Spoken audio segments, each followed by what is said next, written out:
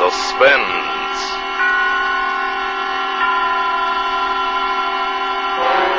Autolite and its 60,000 dealers and service stations bring you radio's outstanding theater of thrills. Starring tonight, Miss Agnes Moorehead, in a tale well calculated to keep you in suspense. Today, everybody's switching to Autolite, and tonight, Autolite takes pleasure in presenting Anton Leder's production of the famous short story, The Yellow Wallpaper, starring Agnes Moorehead.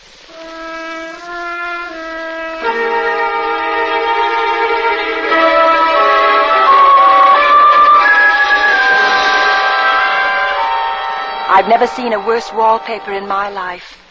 All those strangled heads and bulbous eyes and fungus growths seem to shriek with derision.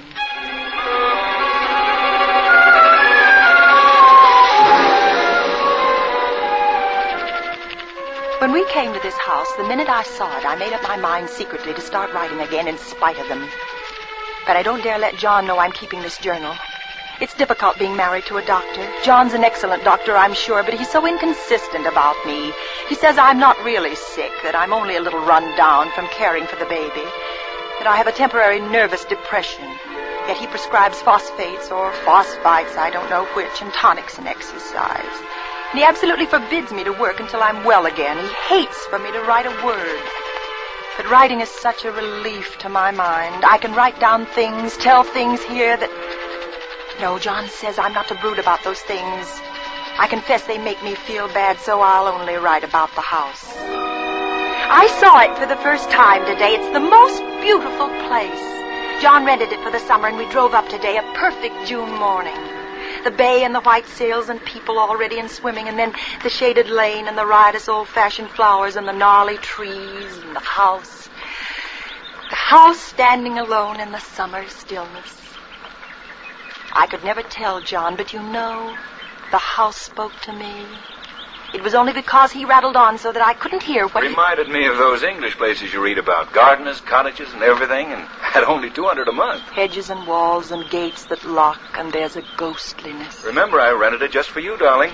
And you're going to let Jenny do all the work while you live like a prince. You like it, darling?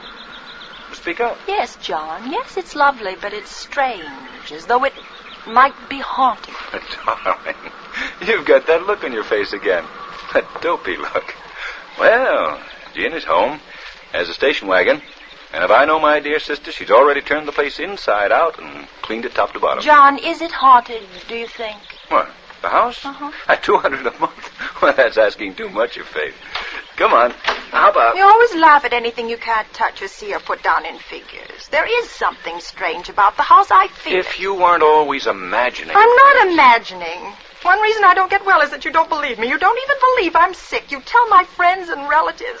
I've heard you. I've heard you that there's nothing wrong with me. There is nothing wrong with... You see, you're saying it again. Oh, I'm sorry. Please don't cry. Now, come along. Let's go inside. And so I came into this house in tears. It was wrong. It was all wrong. Maybe the house saw me crying, or this room. I got so unreasonably angry with John. I shouldn't, I know. He's so careful and loving, and I repay him so badly. I should control myself, at least in front of him. But it makes me so tired not to show what I feel. Jenny met us at the door. Naturally, she saw I'd been crying, but she took pains to ignore it. Well, hello, you two. You're early. You must have started at the crack of dawn. How was the trip? Made it in less than 2 hours. They're like as peas in a pod, Jenny and John, both efficient and kind. And how did you bear up, Pet? Oh, very well, thank you, Jenny. Well, just Both okay. kind and both somehow cruel. But I don't really think that. Well, you're just in time for lunch. I bought a flounder down at the wharf and cooked it with capers and cream. Sound good? Wonderful, Jenny. May I see the house first? The whole grand tour? Oh, Pet, the flounder will cook to death. Well, at least my room. Our room. All right, if you insist. But if that fish is spoiled, don't blame me. Why would I blame her? Whose room is this, Jenny? Yours? Uh-huh, it's small, but it's near the door and the telephone. Oh, John, look. What? Let's take this one for you and me. I love those roses over the window. I've already put your things upstairs, Pet. Well, this has a little porch and such pretty old-fashioned chintz hangings. Well, Let's you'll take love the this. room upstairs, And darling. you can see there's no room in here for 2 beds. And I won't hear of being in separate rooms. I'm going to make you rest and take your tonic. John and I have talked it all over. And the room at the top of the house has so many windows. And you know, darling, you must absorb lots of fresh air. Get your appetite back. They smother me with concern. They crush me with kindness. Come along. There's a good girl. All right, you know what's best. And you're going to like that nursery. It gets loads of sunshine.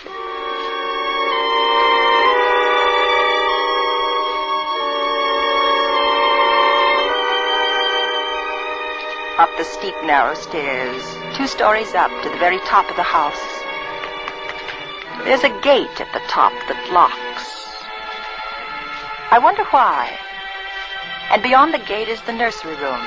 This room. It is big and airy, nearly a whole floor with windows that look every way. They say it was a nursery. But what was it, really? Open them all, Jenny. Wide. All right. Well, darling? Why are the windows barred? For the little children. Otherwise it wouldn't be safe. Oh, yeah, I suppose.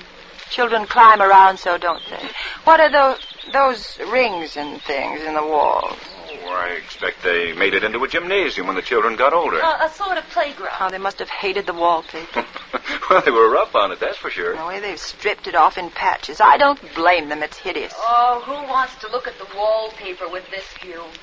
My, you can see the whole bay. It's a revolting color. It's unclean. Such a strange, sickish yellow there where the sun's faded it. I never saw worse paper in my life. Don't dramatize it, darling.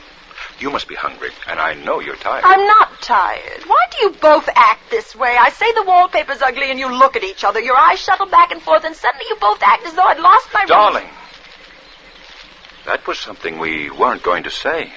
Be a good girl, Pet. We don't act anyway. We just don't want you to worry. We want you to be well.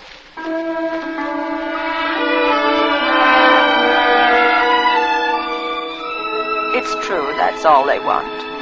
John laughs at me, of course, but one expects that in marriage. And he says I have foolish fancies, and he sometimes can talk them away, but not this time. No matter what he says, it's a smoldering, sulphurous, unclean, it's hideous wallpaper. No wonder the children scratched at it and stripped it down. No wonder they gouged the plaster with their little fingernails. No wonder they hate it. I hate it myself. And somehow, I feel it hates me.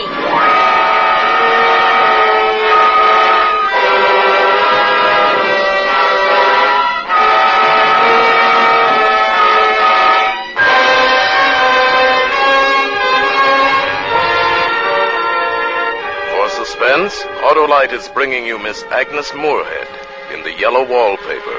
Autolite's presentation of radio's outstanding theater of thrills, Suspense.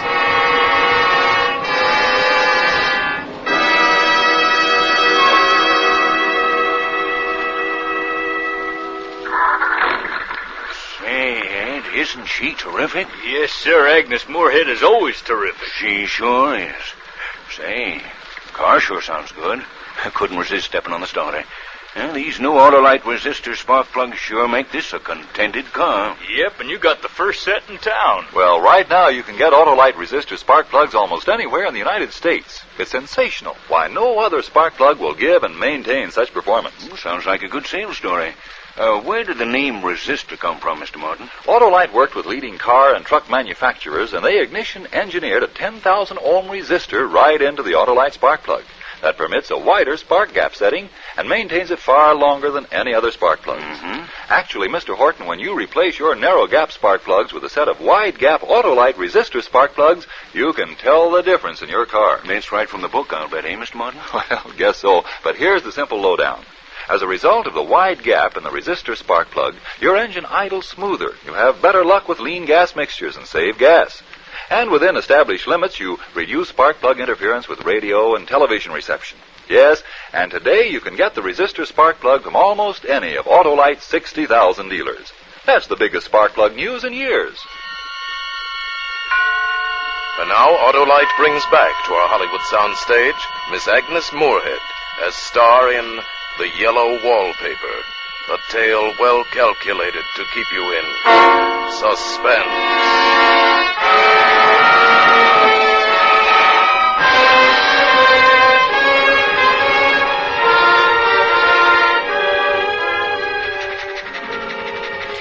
We've been here 2 weeks, and I haven't felt like riding again since that first day.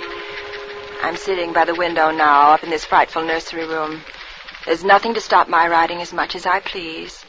John is away all day, and sometimes even at night if he has a serious case. I'm glad my case is not serious. But these nervous troubles can be depressing all the same. I cry at nothing and cry most of the time. John doesn't know how much I suffer. He knows there's no reason to suffer, and that satisfies him. I suppose John was never nervous in his life.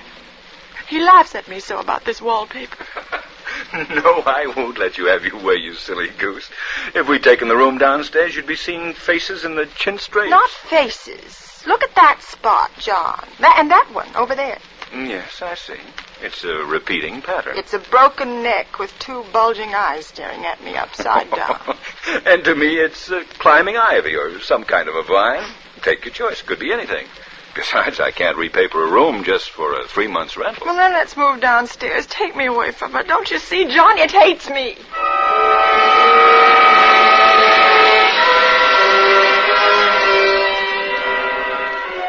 I wish I'd get well faster. Just use your will and your good sense, I'm darling. afraid. But you're so much better. When I married you, I meant to be such a help, and I'm only a burden. You are a help to me. You're my comfort. I can't even be with my baby. It makes me so nervous.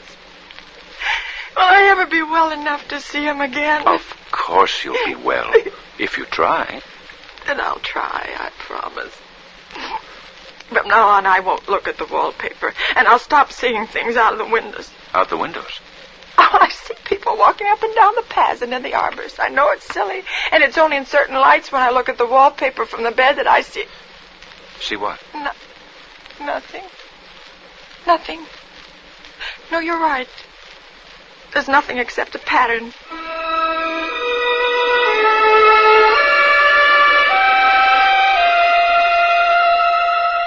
A front pattern and an under pattern in a different shade of yellow. It dwells in my mind so. I lie on that great immovable bed. It's nailed down, I believe, and follow that pattern about by the hour. And then where it isn't faded and when the sun is just so, I see a strange, faint, formless sort of figure lurking, waiting behind that front design.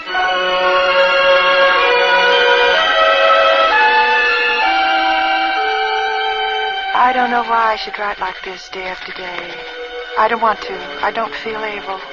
And I know John would think it absurd, but I must express what I feel and think in some way. It's such a relief.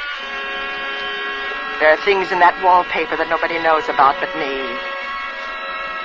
You know, there's a woman stooping down and creeping about behind that pattern.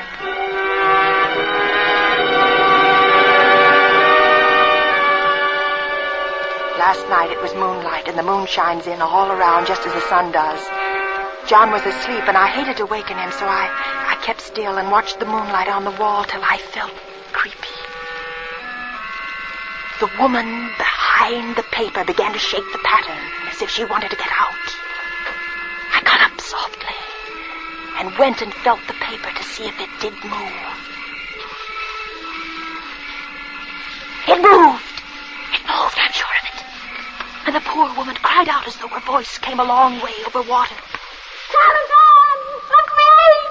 Telephone! Look me! Telephone! Look me! Oh, the poor thing.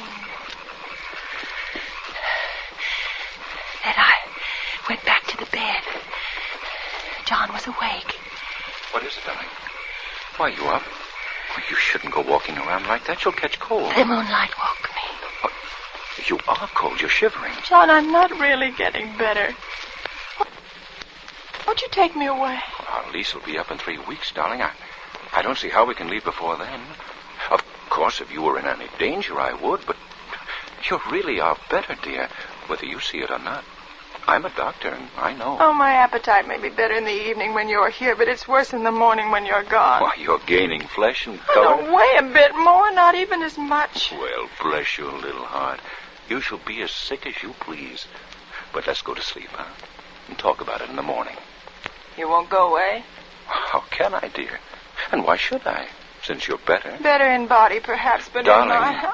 for my sake and your sake and for the sake of our child, I beg you not to let that idea enter your head. Not for an instant. Can't you trust me as a doctor when I tell you it's a false and foolish idea? Answer me, darling. Don't you trust me? Yes, of course I trust you, only... What? I'm sleepy. Let's go to sleep. But I didn't sleep. I lay there for hours trying to decide if the front pattern and the back pattern moved together or separately.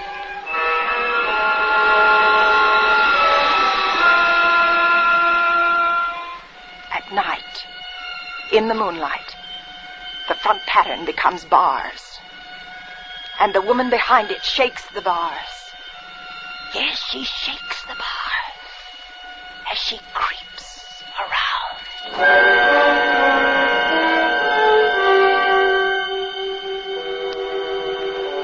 I lie down ever so much now. John says it's good for me and to sleep all I can. But you see, I don't sleep. And that cultivates deceit, for I don't tell them I'm awake. Oh, no. Fact is, I'm getting a little afraid of John. He seems very odd sometimes, and it strikes me that perhaps it's the yellow wallpaper. I like this room now. And life is much more exciting than it used to be. I have something more to expect, to look forward to watch. And I really do eat better, and I'm quieter than I was. John is pleased to see me improve.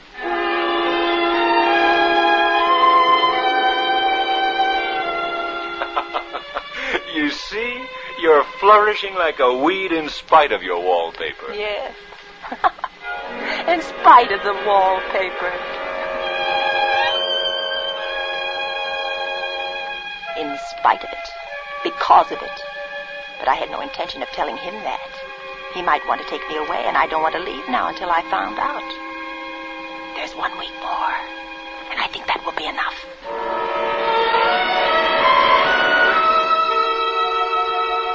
There's a funny mark on the wall low down near the mopboard. A streak that runs around the room, goes behind every piece of furniture except the bed. A long, straight, even smudge as if it had been rubbed over and over and over. How was it done? Who did it?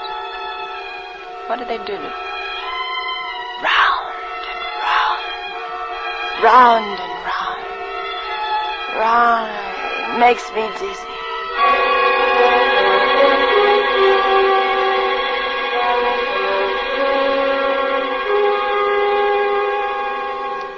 I've really discovered something at last. There are a great many women behind the pattern, and sometimes only one, and she creeps around fast, and her creeping shakes the pattern. She's trying to climb through and can't because the pattern strangles everything. But she does get out in the daytime. I know because I've seen her. When a car comes, she hides in the blackberry vines. I don't blame her. I'd hide too. I always lock the door when I creep by daylight.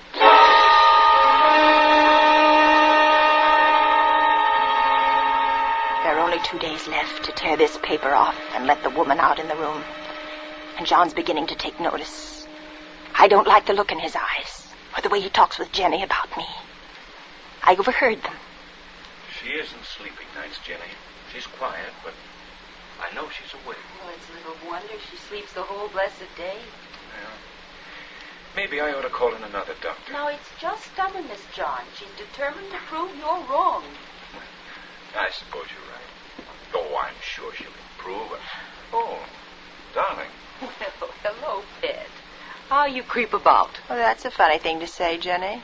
It isn't I who creeps. Jenny says you stay in your room too much. You don't take your exercise. You tell me to rest and then you tell me to take exercise. I can't do both. Well, As though I can't see through them. tomorrow's our last day here. We'll talk about exercise when I get you back to town. I'll have to rouse you out of bed pretty early, pet. You know, some of that furniture up there belongs downstairs, and the movers will be here at 9. Maybe you'll sleep upstairs tonight, Jenny. So you won't be alone, darling. You won't be here tonight, John? Well, not until tomorrow evening. There's a difficult case. If you're going to feel lonesome... Oh, no, Jenny. I'll rest better alone, I'm sure of it. Thank you all the same. That was clever of me. The sly thing. I won't be alone a bit. As soon as the moon shone in, the poor thing behind the paper began to crawl and shake the pattern. I ran to her. I pulled, and she shook. I shook, and she pulled. And my morning wheat peeled off yards and yards of yellow wallpaper. A strip about as high as my head and half around the room. When Jenny came up in the morning, she looked at the wall in amazement. You know why I did it, Jenny? Just to spite the vicious thing. Why are you so surprised? Oh, I'm not. Why, I wouldn't mind doing it myself. But you mustn't tire yourself, Pet. She wouldn't mind doing it. Why don't you come downstairs and lie down?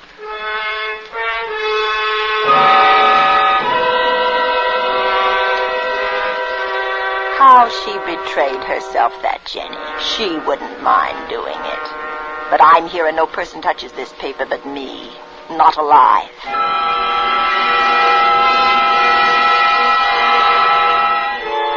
I've locked the door and thrown the key down into the front path. I don't want anybody to come in till John comes. I want to surprise him. And I've got a rope up here. Even Jenny doesn't know that. If the woman gets out from behind the pattern and tries to run away, I can tie her securely to one of the rings in the wall. There she is. There, see how the pattern moves, like wallowing seaweeds. Oh, it'll strangle her unless I help. Wait, I'll help you. I'll peel off the paper all I can. Wait, be patient. You push. You push and I'll pull. Oh, it sticks horribly to the plaster. I can get it off with my tape. Oh, it hurts. But I'm getting it. Wait, just a little bit more. I'm getting it. A little bit more.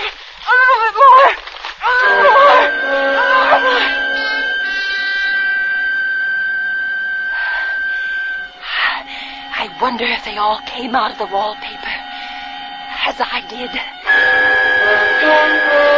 I think they did, but I have you securely tied by my rope now. You'll never get away. But I don't want to get away. It's so pleasant to be out in this great room to creep about as I please. It's so pleasant. But I suppose I'll have to get back behind the pattern when night comes. That will be hard to do.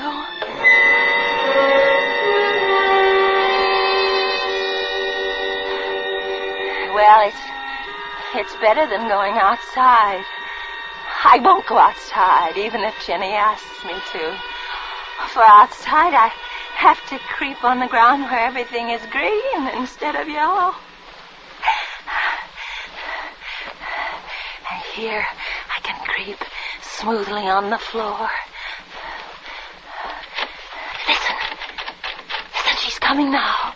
Darling, open the door. Do you hear me? Open the door. Oh, it's John at the door. Open the door, darling. Open it, please, dear. How he does pound and shout. It's no use, Dr. John. You can't open it. Open it, do you hear me, dear? Open it. Jenny, bring me the axe. Oh, no, he'll break down that beautiful door. John, dear, the key's down in front of the house under a plantain leaf. Please. My darling, It's please. down by the front door, John. Open the door, for heaven's sake, open it. I can't. The key's downstairs, John. It's under a plantain leaf by the front steps. It's under a plantain leaf, John. Go and see. You'll find it if you look. You'll find it. There. He's gone to look. The wallpaper has stopped laughing. The evil thing. Now I can creep slowly, smoothly on the floor. Round and round, round and round and round. And my shoulder just fits into that long smudge on the wall so I can't lose my way. Oh, he's coming back. He's running on the stairs. How astonished he'll be. Darling. Oh, my dear. My dear, what is it? What's happened? I've got out at last, John. Out? Yes, from... out in spite of you and Jenny. I pulled down the paper. I shook the pattern and pushed and pulled it down. It stuck horribly. But he'll never put me back. He'll never put me back. You're so pale, John. Why do you close your eyes? You watch.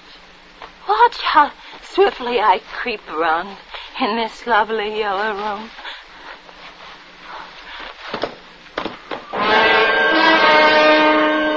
Fainted? Now why should that man have fainted? But he did. And right across my path by the wall, so that I have to creep over him every time. Round and round and round and round and round.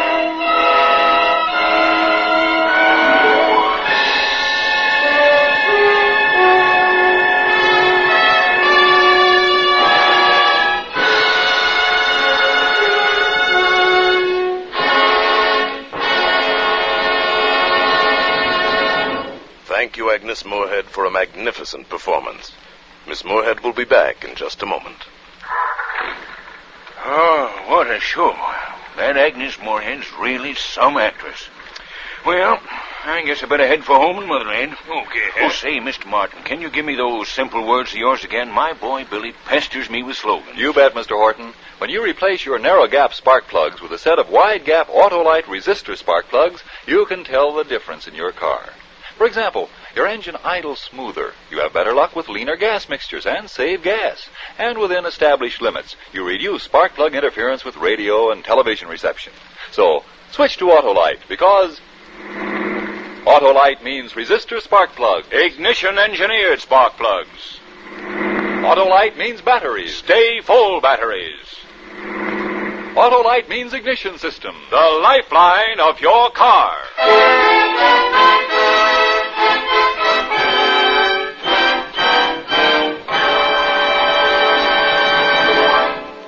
And now here again is Miss Agnes Moorehead. It's always a great pleasure for me to appear on Suspense. I've thoroughly enjoyed this appearance this evening. And next week, when I turn listener again, I'll join the rest of you to welcome Mr. Charles Lawton's return to these microphones in a role written especially for him. Next week, then, An Honest Man, starring Charles Lawton, on Suspense.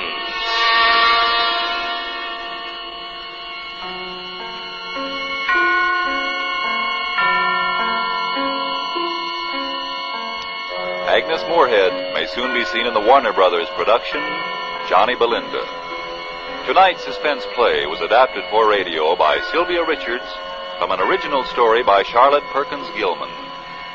Music was composed by Lucien Morawick and conducted by Lud Gluskin. The entire production was under the direction of Anton M. Leader. Next Thursday, same time, you will hear Mr. Charles Lawton in An Honest Man.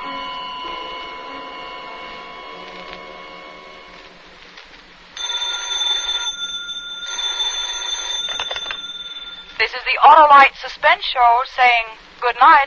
Switch to Autolite. This is CBS, where 99 million people gather every week, the Columbia Broadcasting System.